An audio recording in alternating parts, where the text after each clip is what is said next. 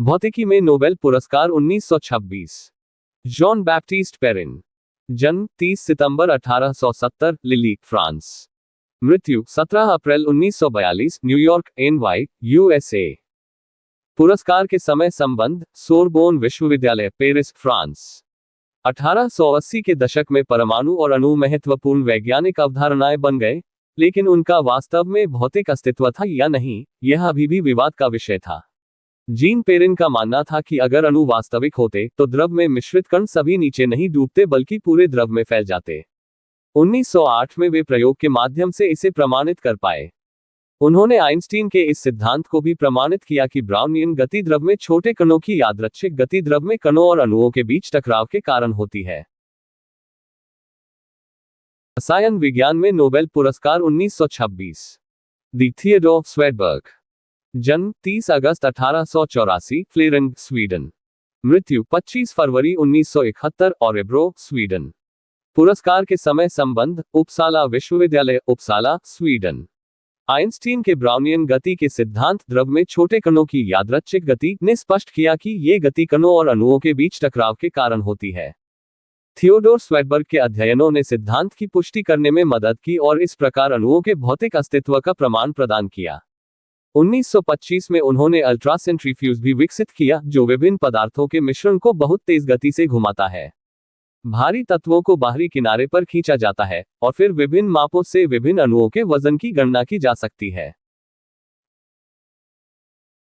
Physiology या medicine में Nobel पुरस्कार 1926। जोहानस एंड्रेस ग्रिपफाइबर्गर। जन्म 23 अप्रैल 1867, सिल्केबोर्ग, डेनमार्क। मृत्यु 30 जनवरी 1928, कोपेनहेगन, डेनमार्क। पुरस्कार के समय संबंध, कोपेनहेगन विश्वविद्यालय, कोपेनहेगन, डेनमार्क। कैंसर में कोशिकाएं सामान्य सीमा से अधिक बढ़ती और गुना होती हैं। जोहान्स फाइबिगा को संदेह था कि चूहों में कैंसर का कारण राउंडवॉर्म है।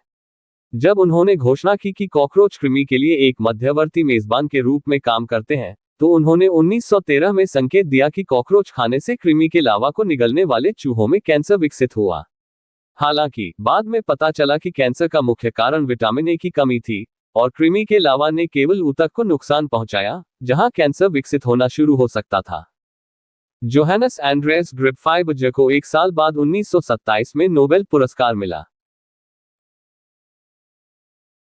साहित्य का नोबेल पुरस्कार 1926। ग्राजिया डेलेडा। जन्म 27 सितंबर 1871, नुओरो, सार्डिनिया, इटली।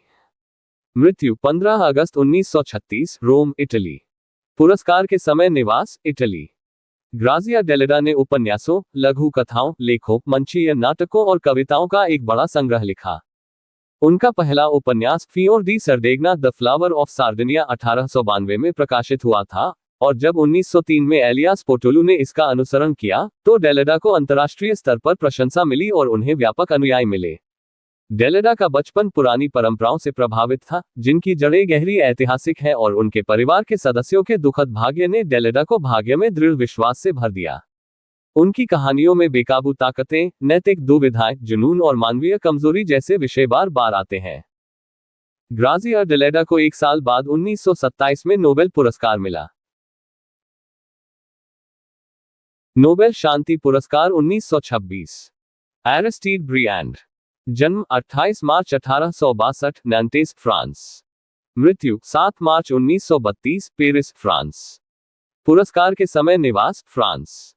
फ्रांस के विदेश मंत्री एरिस्टाइड ब्रायंड ने जर्मन विदेश मंत्री गुस्ताव स्ट्रेसेमैन के साथ 1926 का शांति पुरस्कार साझा किया। उन्हें प्रथम विश्व युद्ध के बाद जर्मनी और फ्रांस के बीच सुलह के लिए यह पुरस्कार दिया गया। सोरबोन में कानून की पढ़ाई करने के बाद एरिस्टाइड ब्रायंड ने फ्रेंच सोशलिस्ट पार्टी में अपना करियर बनाया। 1906 में वे सरकार में शामिल हुए और फ्रांस के राज्य चच के हस्तांतरण का नेतृत्व किया।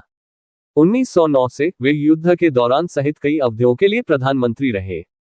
युद्ध ने ब्रायंड को यह विश्वास दिलाया कि शांति संधि को प्रतिशोधी युद्ध की नींव नहीं रखनी चाहिए। इसलिए उन्होंने युद्ध के बाद जर्मनी के साथ किए गए कठोर व्यवहार का विरोध किया। ब्रायंड युद्ध क्षतिपूर्ति प्राप्त करने के साधन के रूप में जर्मनी के कुछ हिस्सों पर फ्रांसीसी कब्जे की भी आलोचना करते थे। 1925 में उन्होंने स्विस शहर लोकार्नो में जर्मनी के साथ सुलह समझौते पर हस्ताक्षर किए। बाद में ब्रायंट ने फ्रांस की सुरक्षा की गारंटी के लिए अमेरिका को मनाने के असफल प्रयास किए। नोबेल शांति पुरस्कार 1926। गुस्ताव स्ट्रीसेमन। जन्म 10 मई 1878, बर्लिन, जर्मनी। मृत्यु 3 अक्टूबर 1929, बर्लिन, जर्मनी। पुरस्कार के समय निवास जर्मनी। जर्मन विदेश मंत्री गुस्ताव स्ट्रीसेमन ने 1926 के शांति पुरस्कार को फ्रांस के विदेश मंत्री एरिस्टाइड ब्रायंट के साथ साझा किया। उन्हें 1925 में स्विस शहर लोकार्नो में अपने दोनों देशों के बीच सुलह के समझौते पर हस्ताक्षर करने के लिए सम्मानित किया गया था। राजनीति में प्रवेश करने और विदेश मंत्री बनने से पहले स्ट्रीसेमन ने साहित्य, इतिहास और अर्थशास्त्र का अध्ययन किया था और व्यवसाय में काम किया था। 1907 में उन्हें जर्मन रीचस्टैग के लिए चुना गया था। विदेश नीति के क्षेत्र में वे एक उत्साही साम्राज्यवादी के रूप में उभरे, जिन्होंने जर्मनी के लिए धूप में जगह की मांग की। प्रथम विश्व युद्ध के दौरान उन्होंने जर्मनी द्वारा पड़ोसी देशों के क्षेत्रों पर कब्जा करने का समर्थन किया, लेकिन युद्ध के बुरे दौर से गुजरने के कारण उनका मानना था कि जर्मनी को शांति के लिए मुकदमा करना चाहिए। 1919 में शांति वार्ता में जर्मनी को दी गई कठोर शर्तों से वे हैरान थे, लेकिन इस विचार का विरोध किया कि जर्मनी को शांति संधि को तोड़ना चाहिए। स्ट्रीसेमन 1923 में थोड़े समय के लिए प्रधानमंत्री थे। उसके बाद विदेश मंत्री के रूप में उन्होंने फ्रांस के साथ सुलह की पहल की।